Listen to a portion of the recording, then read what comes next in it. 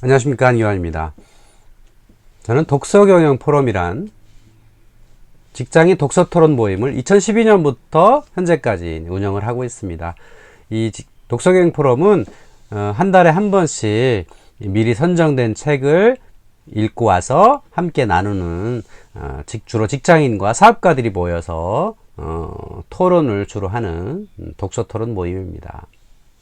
물론 여기서 이제 선정된 도서들은 대부분 경제경영서나 뭐 인문서 이런 걸 좀 다루고 있는데요. 저는 어떤 특정 분야 책보다는 학문이 좀 경계에 있는 것, 아니면 두세 가지 학문이 섞여 있는 것, 이런 것들을 많이 선정하려고 이제 노력을 합니다.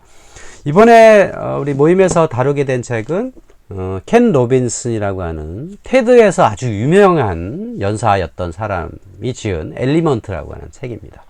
엘리먼트가 무엇이냐면 자신의 재능과 열정이 만나는 지점이라고 이 작가는 정의를 했습니다. 말하자면 자신이 타고나는 재능이 있는데 그것이 과연 어떤 열정으로 표출될 수 있느냐, 그런 어떤 직업이나 일을 해야 된다라고 이제 주장을 하는 거죠. 그래서 이분은 교육학자로서 원래 영국 출신의 사람이었는데 이제 미국으로 건너와서 다양한 이제 활동들을 하고 있고, 이분의 그 강연이 테드에서는 아마 탑3 안을 들 정도로 아주 세계적으로 유명한 분입니다.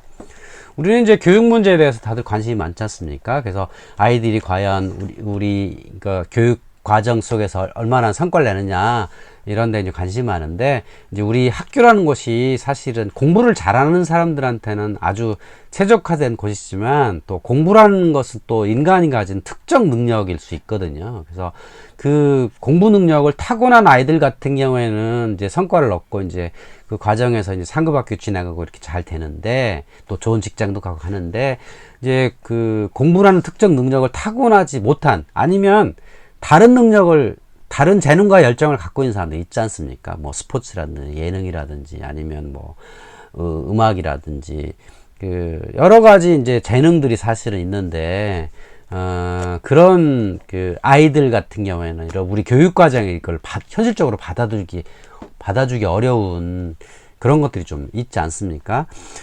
근데 또 이거를 어떤 그 나이가 몇 살이고 이거를 자기의 엘리먼트를 발견한 사람은 오히려 괜찮죠. 내가 정말 무엇을 좋아하고 어떤 데 열정이 있다, 그런 걸 아는 사람도 괜찮은데, 대부분의 사람들이 나는 어디 재밌지? 나는 어디에 열정일지 잘 모르는 경우가 많거든요. 그래서 이제 이 저자는 늘 그 엘리먼트를 찾아야다가 주장을 하면서, 또 한편으로는 또 뭘 얘기하냐면, 나이가 들어서도 이런 엘리먼트를 꾸준히 찾으려고 노력을 해야 한다, 그런 말을 하고 있습니다. 저는 저자의 말에 참 옳다고 봅니다. 그러니까 우리가 어떤 재능이 있다는 것을 20살 때 사실은 알 수도 있는 거고, 30살 때 알 수도 있고, 40살 때 알 수도 있고, 50대 할 수도 있는 거거든요. 또 그것을 실제로 경험하고 느껴보지 못하면 사실 엘리먼트라는 것을 찾아내기 어려운 거죠. 그러니까 정말 나이가 많아도, 어떤 보험사의 광고처럼 나이가 많아도 상황이 그렇지 못하더라도 언제든 엘리먼트를 찾고 거기에 따라 적절한 노력을 하면 충분히 자신의 어떤 삶의 그 가치, 그다음에 행복, 이런 거를 누릴 수 있지 않을까, 이런 생각을 좀 해봅니다. 저도 사실은 지금 작가라는 직업을 하고 있는데요. 저는 이 강의와 글을 쓰는 사람이 되고자 결심했던 게 사실 저는 42살 때였습니다. 그 전까지는 그냥 막연히 저한테 주어지는 직장 생활, 그 다음에 뭐 창업도 좀 하긴 했었는데, 그냥 주어졌으니까 하는 거였죠. 그게 열정이 있다고 장담하기는 어려웠습니다. 근데 42살 때부터 이렇게 그동안에 좋아했던 책을 가지고, 또 책에 읽었던 지식을 가지고 강의를 하고, 또 그걸 글로 쓰고 글이 모아져서 책이 되고 하는 어떤 그 열정을 발견하게 됐거든요. 그리고 저한테도 나름대로 그 글 쓰는 재능이 없지 않다, 이런 것들을 발견하게 된 거죠. 그러니까 저는 이런 엘리먼트를 42살 때부터 그 발견을 하고, 재능을 지금까지 이제 꾸준히 연마하는데 주력해온 것 같습니다. 그래서 오늘은 이 엘리먼트에 좀 부가해서 자신의 그 재능을 나이 들어서 이렇게 만들어냈던 사람들의 이야기를 한번 전해드릴까 합니다. 그래서 제가 책장에서 골라본 책이 뭐였냐면 남자의 후반생이라고 하는 제목의 책인데, 이 책은 동양의 주로 중국의 영웅들에서 배우는 멋지고 당당한 인생 후반전이다, 이렇게 이제 제목을 달았어요. 그러니까 그 후반전의 개념이보다 저는 엘리먼트랑 좀 연결을 해서 자신만의 재능을 찾고 그것으로 일로 매진한 사람들을 이제 여기서 이제 다루고 있는데요. 여기는 한 20여 분의 그 중국 인물들이 있는데, 그 중에 저는 세 명이 눈에 들어와서 한번 소개해 드릴까 합니다. 첫 번째 인물은 공손홍이라는 사람인데요. 이 사람은 한나라 무제시대 이제 사람이에요. 근데 이 사람이 참 놀라운 건, 한, 나이 들어서, 이분이 승상까지 오르는데요. 이분이 40살 이전까지는 돼지치는 업을 했습니다. 아마 당시에 뭐 여러 가지 가정 형편이 어려워서 먹고 살기 위해서 그랬겠죠. 공부도 사실 못했고, 그래서 이제 그냥 천한 일을 하고 있다가 40살 때부터 뭐 경제적 여유가 생겼는지 몰라도 그때부터 공부하기 시작합니다. 그래서 40살부터 20년 동안 열심히 공부하다 보니 이제 이 한나라 시대에는 효렴이라는 제도를 통해서 이렇게 추천제를 통해서 관직에 나가는 거였거든요. 그래서 이제 아마 지역의 이제 그 관리가 이 공손홍을 이제 그 효렴 제도에 의해서 인재 추천을 합니다. 그래서 관직이 나가요. 60살에 이제 관직이 나옵니다. 그 한무제한테 이제 등용이 됐고, 근데 그 등용되자마자 승승장구하지 못해요.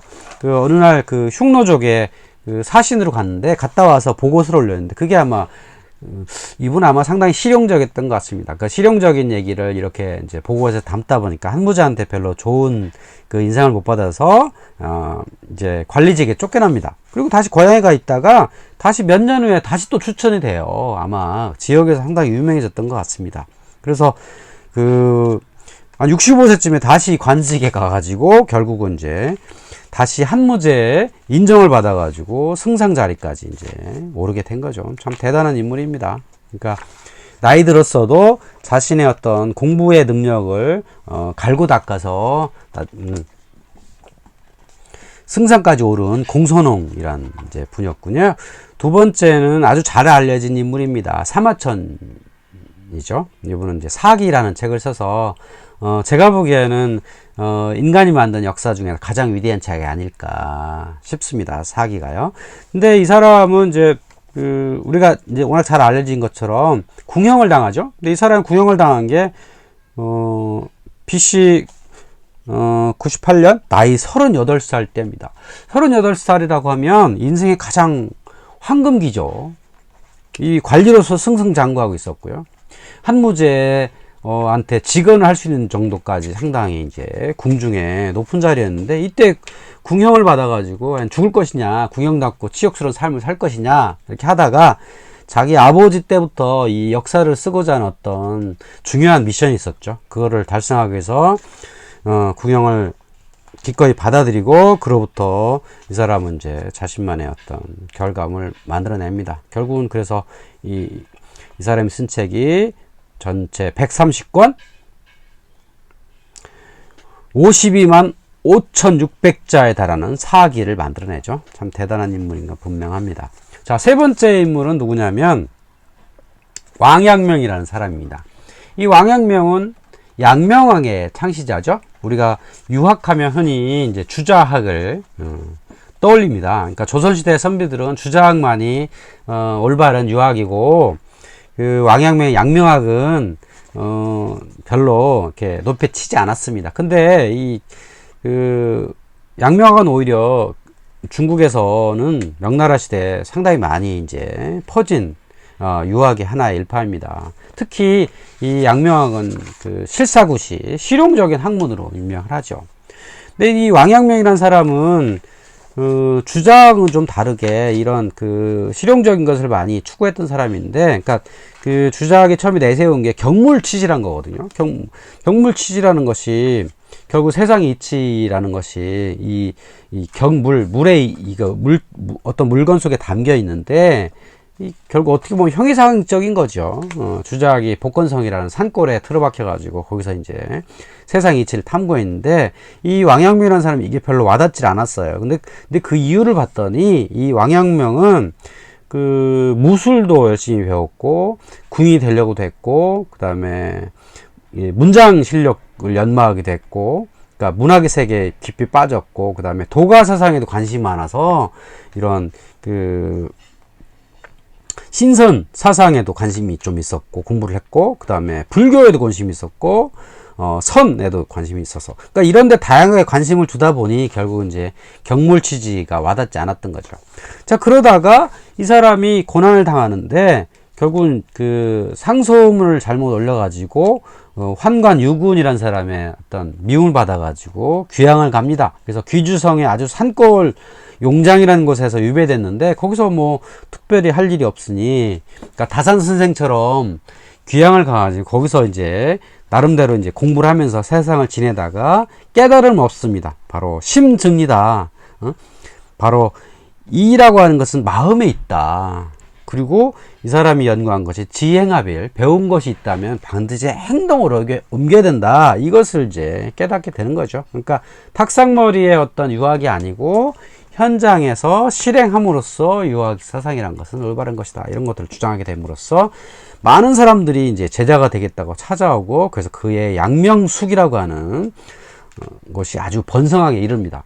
그리고 이 왕양명이라는 사람이 이 대단한 사람으로 이렇게 세상에 알려진 건 이 귀향이 끝난 이후에 명나라 조정에 가가지고 이 반란을 진압을 했는데 무려 3번이나 이 반란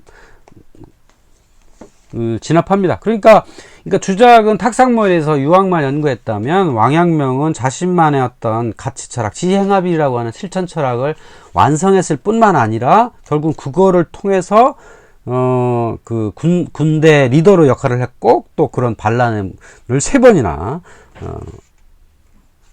진압할 수 있는 능력을 가지고 있었던 거죠.